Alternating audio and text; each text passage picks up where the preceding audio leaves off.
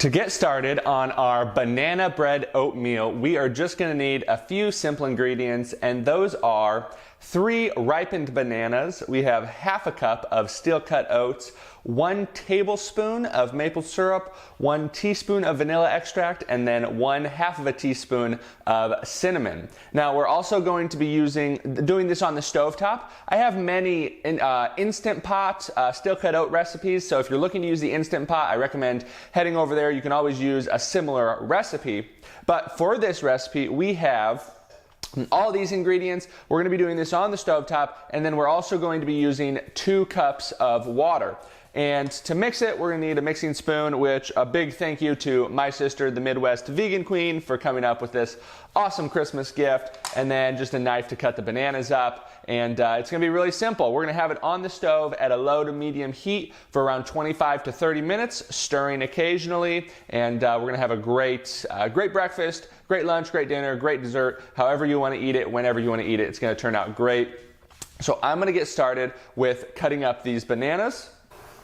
Now we are going to just move the bananas over here. Now I understand that you can go ahead and always you break them into thirds, but I like to just break them into halves. And so we're just going to cut each banana down the middle, turn it, right here. Now the key is we want to cook the banana in with the oats, because that is actually going to allow them to break down, sweeten up even more, and really help develop this banana bread flavor into our oatmeal. So those look great. Now we are going to just go ahead, grab these, move them over here. Need to take my lid off first, but I'm going to add in our bananas. And then we're going to add in just the rest of our ingredients. So we have half a cup of steel-cut oats, a tablespoon of maple syrup, a teaspoon of vanilla extract, which I spilled a good amount of, so I'll have to grab some more here, and half a teaspoon of cinnamon. And then we also have, I have brought this out here, we've got 2 cups of water. We're just going to add that in. Now the key is we're going to have to we want this on a low to medium setting. The higher the setting, the more you're going to want to come around and check the temp, or check to make sure you're not getting a burning. But around 25 to 30 minutes. If you keep it pretty low, it'll take a little bit longer, but you'll not have to baby it as much. But I am going to keep this covered. We are going to turn this onto our low to medium setting. Get this covered, and we'll be back here in just a minute. I'm gonna get the kitchen cleaned up a little bit, let these guys cook, and we'll be back to give it a try, get it dished up, and let you know how it turns out. Welcome back. It has been right at 30 minutes. We've let this cook on a low to medium heat. I've stirred occasionally every few minutes, and I think just from the smell in here, I can tell it's done and it's ready to go. Let's go ahead. We'll pull off the lid. Oh, that looks phenomenal.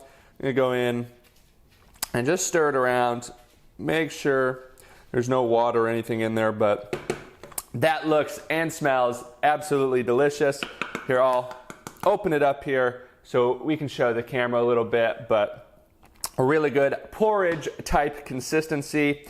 Really, really something that I enjoy. And while I was gone, I went ahead and poured myself a little cuppa.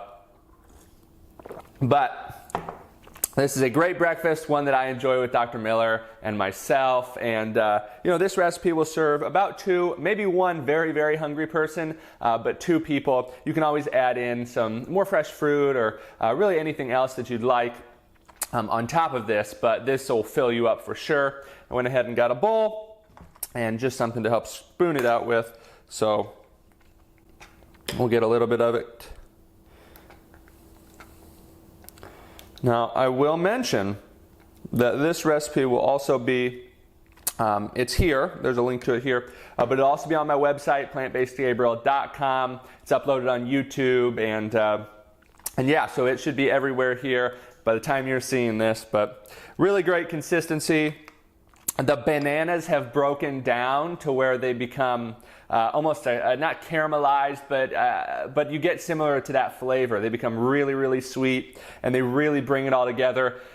And I tell you what, it tastes just like a great banana bread with none of the processed or extra sugars. You're talking about a little maple syrup, some bananas, and vanilla extract, and you've got your oats to bring it all together. But I'm going to go ahead, give it a little bite.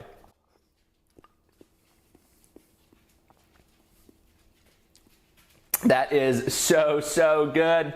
I really hope you guys go ahead and give this one a try. I will mention, this is more than sweet enough for myself and for Dr. Miller and I, but if you're someone who needs something sweeter, go ahead and add a little bit more maple syrup on there.